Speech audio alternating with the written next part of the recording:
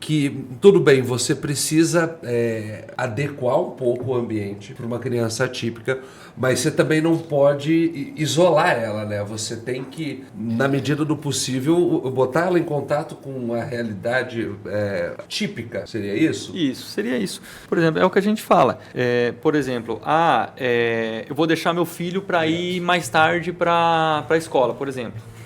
Às vezes aí você não treina a socialização da criança e quando ela vai, ela já está um pouquinho com a idade um pouquinho mais avançadinha, né? E isso vai dificultar um pouquinho essa questão da interação social, né? Do entendimento dela, o que ela tem que fazer. Então tudo isso tem mais dificuldade. Vai demorar um pouco mais. Vai demorar um pouco mais. Então, quanto mais antecedente a gente conseguir fazer esse trabalho, né? Tanto, por exemplo, com os cães. Você pega um cão que entra numa rotina, até para você mudar é mais difícil. Você pega um cão mais novo, é mais fácil. Mesma coisa, se o tratamento da criança começa mais cedo, né? O desenvolvimento dela vai ser mais rápido, né? Às vezes um pouquinho mais chato, né? Mais repetitivo. Mas, quando ela se tornar um pouquinho mais velho, o comportamento dela vai mudar. Mas ensinar uma criança típica também é chato. Você tem também que educado a trabalho. Vânia, a vida inteira foi uma opção que a gente fez, educado a trabalho.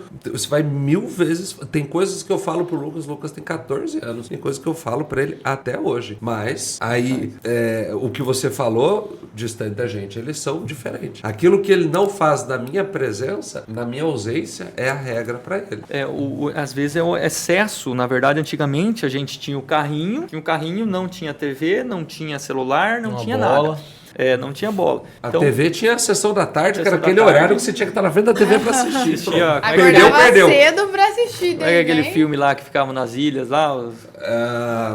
Lagoa Azul. Pronto. Quem nunca assistiu Lagoa Azul? Eu assisti umas 4, 5 vezes aquilo lá. Né? Eu era pequeno.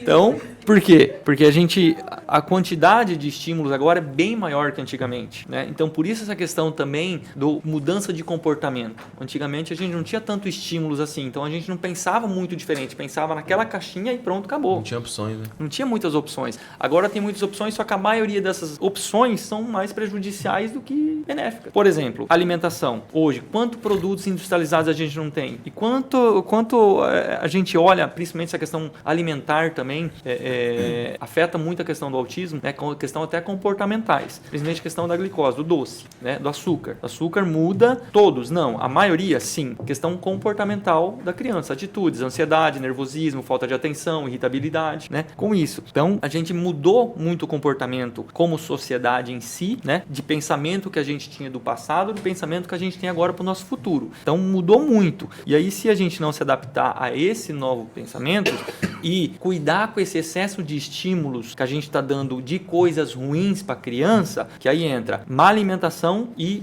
excesso de tela. A tela para você alimentar a criança com a papinha industrializada. Mais ou menos um kit assim, uma combinação bombástica. O que a gente pede para os pais, vocês querem gastar dinheiro ou vocês querem fazer de graça bem melhor? Eles falam de graça. Ok, então vamos lá. O que a gente pede? 7 dias, né? 0 açúcar e 0 TV.